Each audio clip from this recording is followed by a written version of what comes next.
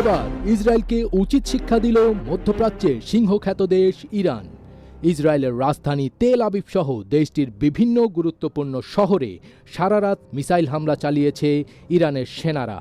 এই মিসাইলগুলোর মধ্যে ছিল হাইপারসনিক মিসাইলও, যার আঘাত প্রায় অপ্রতিরোধ্য। এই হামলার কারণে ইসরায়েলের বিভিন্ন শহরের বাসিন্দারা বাংকারে লুকিয়ে পড়েন এবং কেউ কেউ আতঙ্কিত হয়ে রাস্তায় দৌড়তে থাকেন।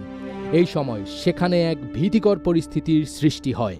দি টাইমস অব ইসরায়েল বাংলাদেশ সময় সোমবার রাত 1:45টার দিকে জানায়, ইরান নতুন করে মিসাইল ছুড়েছে। এতে করে দক্ষিণাঞ্চলে সাইরেন বাজছে, জনগণ আতঙ্কিত হয়ে বাংকারে লুকাচ্ছেন।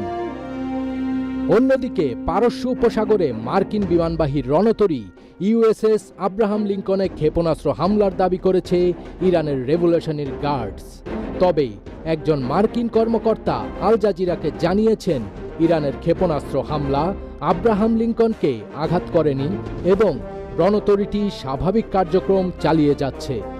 যদিও এর পক্ষে কোনো প্রমাণ দেখাতে পারেননি তিনি। টানা 3 দিন ধরে যুদ্ধের আগুনে দাউ দাউ করে পুড়ছে মধ্যপ্রাচ্য।